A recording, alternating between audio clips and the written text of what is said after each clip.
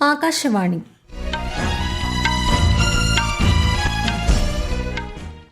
നമസ്കാരം. വാർത്തകൾ വായിക്കുന്നത് അഞ്ജന പുതിയമഠം.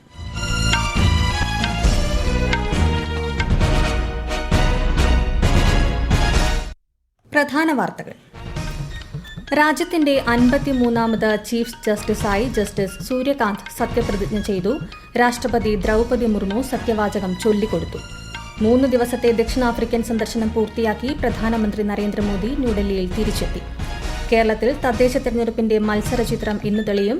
നാമനിർദ്ദേശ പത്രിക പിൻവലിക്കാൻ ഉച്ചയ്ക്ക് 3 മണിവരെ സമയം. സ്ത്രീകൾക്ക് അതിവേഗ സഹായം ഉറപ്പാക്കുന്നതിന് പുതിയ ഹെൽപ്പ് ലൈൻ നമ്പറുമായി ദേശീയ വനിതാ കമ്മീഷൻ. കേരളത്തിൽ ശക്തമായ മഴയ്ക്ക് സാധ്യത. കേരള ലക്ഷദ്വീപ് തീരങ്ങളിൽ നാളെ വരെ മത്സ്യബന്ധനത്തിന് വിലക്ക്. തമിഴ്നാട്ടിലും പുതുച്ചേരിയിലും വ്യാപക മഴ. 5ാമത് ഖേലോ ഇന്ത്യ യൂണിവേഴ്സിറ്റി ഗെയിംസിന് രാജസ്ഥാനിൽ തുടക്കം. വാർത്തകൾ വിശദമായി. രാജ്യത്തിന്റെ 53ാമത് ചീഫ് ജസ്റ്റിസായി ജസ്റ്റിസ് സൂര്യകാന്ത് സത്യപ്രതിജ്ഞ ചെയ്തു. രാഷ്ട്രപതി ഭവനിൽ നടന്ന ചടങ്ങിൽ രാഷ്ട്രപതി ദ്രൗപദി മുർമു ജസ്റ്റിസ് സൂര്യകാന്തിന് സത്യവാചകം ചൊല്ലിക്കൊടുത്തു. मैं सूर्यकांत, जो भारत के उच्चतम न्यायालय का मुख्य न्यायमूर्ति नियुक्त हुआ हूँ, जो भारत के उच्चतम न्यायालय का मुख्य न्यायमूर्ति नियुक्त हुआ हूँ, ईश्वर की शपथ लेता हूँ कि मैं विधि द्वारा स्थापित भारत के संविधान के प्रति सच्ची श्रद्धा और निष्ठा रखूंगा। मैं भारत की प्रभुता और अखंडता अक्षुण्ण रखूंगा तथा मैं सम्यक प्रकार से और श्रद्धा पूर्वक तथा अपनी पूरी योग्यता, ज्ञान और विवेक से अपने पद के कर्तव्यों का भय या पक्षपात, अनुराग या द्वेष के बिना पालन करूंगा तथा मैं संविधान और विधियों की मर्यादा बनाए रखूंगा. ഉപരാഷ്ട്രപതി CP രാധാകൃഷ്ണൻ, പ്രധാനമന്ത്രി നരേന്ദ്രമോദി, ലോക്സഭാ സ്പീക്കർ ഓം ബിർള, കേന്ദ്രമന്ത്രിമാർ തുടങ്ങിയവർ സത്യപ്രതിജ്ഞാ ചടങ്ങിൽ പങ്കെടുത്തു. Justice BR ഗവായിയുടെ പിൻഗാമിയായാണ് justice Suryakant ചുമതലയേറ്റത്. 2027 ഫെബ്രുവരി 9 വരെയാണ് കാലാവധി. 3 ദിവസത്തെ ദക്ഷിണാഫ്രിക്കൻ സന്ദർശനം പൂർത്തിയാക്കി പ്രധാനമന്ത്രി നരേന്ദ്രമോദി ഇന്ന് രാവിലെ ന്യൂഡൽഹിയിൽ തിരിച്ചെത്തി. ജോഹന്നാസ്ബർഗിൽ നടന്ന G20 ഉച്ചകോടിയുടെ വിവിധ സെഷനുകളിൽ പങ്കെടുത്ത പ്രധാനമന്ത്രി ലോക നേതാക്കളുമായും കൂടിക്കാഴ്ച നടത്തിയിരുന്നു. വിവിധ രാജ്യങ്ങളുമായുള്ള ഉഭയകക്ഷി ബന്ധം ശക്തിപ്പെടുത്തുന്നതിന് ഈ കൂടിക്കാഴ്ചകൾ ഏറെ പ്രയോജനപ്പെടുമെന്ന് ശ്രീ നരേന്ദ്രമോദി പറഞ്ഞു. തീവ്ര വോട്ടർ പട്ടിക പരിഷ്കരണത്തിന്റെ 2ാം ഘട്ടത്തിൽ രാജ്യത്ത് ഇതുവരെ 50.47 കോടിയിലധികം എന്യൂമറേഷൻ ഫോം വിതരണം ചെയ്തതായി കേന്ദ്ര തെരഞ്ഞെടുപ്പ് കമ്മീഷൻ. 9 സംസ്ഥാനങ്ങൾ, 3 കേന്ദ്രഭരണ പ്രദേശങ്ങൾ എന്നിവയെ ഉൾപ്പെടുത്തിയുള്ള 2ാം ഘട്ടത്തിന് ഈ മാസം 4-നാണ് തുടക്കമായത്. അതേസമയം കേരളത്തിൽ ഡിജിറ്റൈസ് ചെയ്ത ഫോമുകളുടെ എണ്ണം 51,38,838 ഉയർന്നതായി മുഖ്യ തെരഞ്ഞെടുപ്പ് ഓഫീസർ രത്തൻ യു ഖേൽക്കർ അറിയിച്ചു. കേരളത്തിൽ തദ്ദേശ തെരഞ്ഞെടുപ്പിൽ സ്ഥാനാർത്ഥിത്വം പിൻവലിക്കുന്നതിനുള്ള സമയപരിധി ഇന്ന് അവസാനിക്കും. ഉച്ചയ്ക്ക് 3 മണിവരെ പത്രിക പിൻവലിക്കാം. നാമനിർദ്ദേശ പത്രിക പിൻവലിക്കാനുള്ള സമയപരിധി അവസാനിക്കുന്നതോടെ സ്ഥാനാർത്ഥി ചിത്രം വ്യക്തമാകും. പ്രിസൈഡിംഗ് ഉദ്യോഗസ്ഥർക്കും ഫസ്റ്റ് പോളിംഗ് ഉദ്യോഗസ്ഥർക്കുമുള്ള പരിശീലനം വെള്ളിയാഴ്ച വരെ തുടരും. തെരഞ്ഞെടുപ്പ് ഡ്യൂട്ടിയിലുള്ള സമ്മതിദായകർക്കുള്ള പോസ്റ്റൽ ബാലറ്റ് വിതരണം ബുധനാഴ്ച ആരംഭിക്കും. അടുത്ത മാസം 9, 11 തീയതികളിൽ 2 ഘട്ടങ്ങളിലായാണ് വോട്ടെടുപ്പ്. ഡിസംബർ 13-ന് വോട്ടെണ്ണൽ നടക്കും. പ്രധാനമന്ത്രി നരേന്ദ്രമോദി നാളെ അയോധ്യയിലെ ശ്രീരാമ ജന്മഭൂമി ക്ഷേത്രത്തിൽ ധ്വജാരോഹണ ചടങ്ങിൽ പങ്കെടുക്കും. ക്ഷേത്ര നിർമ്മാണ പ്രവർത്തനങ്ങളുടെ സമാപനം കുറിച്ചുകൊണ്ട് നടത്തുന്ന ചടങ്ങാണ് ഇത്. നാളെ അയോധ്യ നഗരത്തിൽ റോഡ് ഷോയിലും പ്രധാനമന്ത്രി പങ്കെടുക്കും. ഭൂട്ടാനിൽ പൊതുദർശനത്തിന് നൽകിയിരുന്ന ശ്രീബുദ്ധന്റെ തിരുശേഷിപ്പുകൾ ഇന്ത്യയിലേക്ക് തിരികെ എത്തിക്കുന്നതിന് കേന്ദ്രമന്ത്രി കിരൺ റിജിജുവിന്റെ നേതൃത്വത്തിലുള്ള സംഘം പുറപ്പെട്ടു. ഭൂട്ടാൻ സംഘടിപ്പിക്കുന്ന ആഗോള സമാധാന പ്രാർത്ഥന ഉത്സവത്തിന്റെ ഭാഗമായാണ് ഇന്ത്യയിൽ സൂക്ഷിച്ചിരുന്ന തിരുശേഷിപ്പുകൾ ആത്മീയ പൈതൃകത്തിന്റെ പ്രതീകമായി ഭൂട്ടാന് കൈമാറിയത്. സ്ത്രീകൾക്ക് അതിവേഗ സഹായം ഉറപ്പാക്കുന്നതിനായി ദേശീയ വനിതാ കമ്മീഷൻ പുതിയ ഹെൽപ്പ് ലൈൻ നമ്പർ ആരംഭിച്ചു. 1449 എന്ന ടോൾ ഫ്രീ നമ്പർ ഇനി മുതൽ സ്ത്രീ സുരക്ഷ ഉറപ്പാക്കുന്നതിന് 24 മണിക്കൂറും പ്രവർത്തന സജ്ജമായിരിക്കും. കമ്മീഷന്റെ നിലവിലുള്ള ഹെൽപ്പ് ലൈനുമായി ബന്ധിപ്പിച്ചിരിക്കുന്ന ഈ നമ്പർ തിരികെ വിളിക്കാവുന്ന ഷോർട്ട് കോഡായും പ്രവർത്തിക്കും.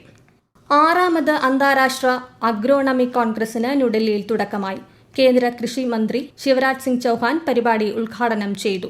3 ദിവസങ്ങളിലായി നടക്കുന്ന പരിപാടിയിൽ ലോകത്തിന്റെ വിവിധ ഭാഗങ്ങളിൽ നിന്നായി 1000-ലേറെ പ്രതിനിധികൾ പങ്കെടുക്കുന്നുണ്ട്. പ്രധാനമന്ത്രി നരേന്ദ്രമോദി ആകാശവാണിയിലൂടെ ജനങ്ങളുമായി ആശയങ്ങൾ പങ്കുവയ്ക്കുന്ന പ്രതിമാസ റേഡിയോ പരിപാടി മൻ കി ബാത് ഈ മാസം 30-ന് രാവിലെ 11-ന്. പരിപാടിയിലേക്കുള്ള ആശയങ്ങളും നിർദ്ദേശങ്ങളും ഈ മാസം 28 വരെ 1800-11-7800 എന്ന ടോൾ ഫ്രീ നമ്പറിലൂടെ സമർപ്പിക്കാം. ഈ വാർത്തകൾ ആകാശവാണിയിൽ നിന്ന്. ആകാശവാണി വാർത്തകളും വാർത്താധിഷ്ഠിത പരിപാടികളും all India radio news Thiruvananthapuram YouTube ചാനലിലും all India radio news Thiruvananthapuram Facebook പേജിലും AR News_ തിരുവനന്തപുരം ഇൻസ്റ്റഗ്രാം അക്കൌണ്ടിലും AR News_TVM X ഹാൻഡിലും ലഭ്യമാണ്. 5ാമത് ഖേലോ ഇന്ത്യ യൂണിവേഴ്സിറ്റി ഗെയിംസിന് രാജസ്ഥാനിൽ തുടക്കമായി. ഒളിമ്പിക് നീന്തൽ താരം ശ്രീഹരി നടരാജ്, അമ്പെയ്ത്ത് താരം ഭജൻ കൌർ ഉൾപ്പെടെ 5000-ഓളം താരങ്ങൾ മത്സരിക്കും. രാജ്യത്തെ 230-ലേറെ സർവകലാശാലകളിൽ നിന്നുള്ള അത്ലറ്റിക് താരങ്ങൾ 24 ഇനങ്ങളിൽ മാറ്റുരയ്ക്കും. ഇത്തവണത്തെ ഗെയിംസിൽ കനോയിങ്, കയാക്കിംഗ്, ബീച്ച് വോളിബോൾ തുടങ്ങിയ ഇനങ്ങളും ഉൾപ്പെടുത്തിയിട്ടുണ്ട്. ഇന്ത്യ ദക്ഷിണാഫ്രിക്ക 2ാം ക്രിക്കറ്റ് ടെസ്റ്റിന്റെ 3ാം ദിവസമായ ഇന്ന് ഇന്ത്യയുടെ 1ാം ഇന്നിംഗ്സ് ബാറ്റിംഗ് പുരോഗമിക്കുന്നു. ഒടുവിൽ റിപ്പോർട്ട് ലഭിക്കുമ്പോൾ ഇന്ത്യ 7 വിക്കറ്റ് നഷ്ടത്തിൽ 159 റൺസ് നേടി. 2 മത്സരങ്ങളുള്ള പരമ്പരയിലെ ആദ്യ ടെസ്റ്റിൽ ദക്ഷിണാഫ്രിക്കയ്ക്കായിരുന്നു ജയം. INS മാഹി നാവികസേനയുടെ ഭാഗമായി Mahe class anti submarine warfare shallow water ക്രാഫ്റ്റിന്റെ ആദ്യ കപ്പലായ INS മാഹിയുടെ കമ്മീഷനിംഗ് മുംബൈയിലെ നേവൽ ഡോക്യാർഡിൽ നടന്നു. ഓപ്പറേഷൻ സിന്ദൂർ ഇന്ത്യൻ സായുധ സേനകളുടെ ഐക്യത്തിന് ഉദാഹരണമാണെന്ന് ചടങ്ങിൽ മുഖ്യാതിഥിയായി പങ്കെടുത്ത കരസേനാ മേധാവി ജനറൽ ഉപേന്ദ്ര ദ്വിവേദി പറഞ്ഞു. Today's ceremony not only marks the induction of a potent new platform to our maritime order of battle, but also reaffirms our nation's increasing capability to design, construct and field complex combatants with indigenous technology. Named after the historic coastal town of Mahe, a symbol of India's maritime legacy, this ship embodies the spirit of innovation and service. The commissioning of INS Mahe reaffirms the Navy's steadfast transformation into builder's Navy, one that designs, constructs and sustains its own combat platforms. Cochin shipyard ലിമിറ്റഡാണ് കപ്പലിന്റെ നിർമ്മാണ പ്രവർത്തനങ്ങൾക്ക് നേതൃത്വം നൽകിയത്. കേരളത്തിൽ വിവിധ ജില്ലകളിൽ വ്യാപക മഴയ്ക്ക് സാധ്യത. തിരുവനന്തപുരം മുതൽ ഇടുക്കി വരെയുള്ള ജില്ലകളിലും ലക്ഷദ്വീപിലും ഇന്ന് മഞ്ഞ ജാഗ്രതയാണ്. കേരള ലക്ഷദ്വീപ് തീരങ്ങളിൽ ഇന്നും നാളെയും മത്സ്യബന്ധനത്തിന് വിലക്കേർപ്പെടുത്തി. അതേസമയം തമിഴ്നാട്, പുതുച്ചേരി എന്നിവിടങ്ങളിലെ പല ജില്ലകളിലും കനത്ത മഴ തുടരുകയാണ്. വിദ്യാഭ്യാസ സ്ഥാപനങ്ങൾക്ക് ഇന്ന് അവധി നൽകിയിട്ടുണ്ട്. ശബരിമലയിൽ ഈ വർഷത്തെ മണ്ഡല മകരവിളക്ക് മഹോത്സവ കാലത്ത് ഇതുവരെ എത്തിയ ഭക്തരുടെ എണ്ണം 6.5 ലക്ഷം പിന്നിട്ടു. നിലയ്ക്കലിലും വണ്ടിപ്പെരിയാറിലുമായി ഇന്നലെ 11,516 പേരാണ് സ്പോട്ട് ബുക്കിംഗ് വഴി ദർശനത്തിനെത്തിയത്. ഭക്തജനത്തിരക്ക് നിയന്ത്രണ വിധേയമായതായി തിരുവിതാംകൂർ ദേവസ്വം ബോർഡ് അറിയിച്ചു. സംസ്ഥാന ഹജ്ജ് കമ്മിറ്റി മുഖേന ഹജ്ജിന് അവസരം ലഭിക്കുന്ന തീർത്ഥാടകർക്ക് യാത്രാ തീയതിയും വിമാനവും സ്വന്തം നിലയിൽ ഓൺലൈനിൽ ബുക്ക് ചെയ്യാനും ടിക്കറ്റ് ലഭ്യമാക്കുന്നതിനും സൌകര്യമൊരുക്കാൻ കേന്ദ്ര ഹജ്ജ് കമ്മിറ്റി തീരുമാനിച്ചു.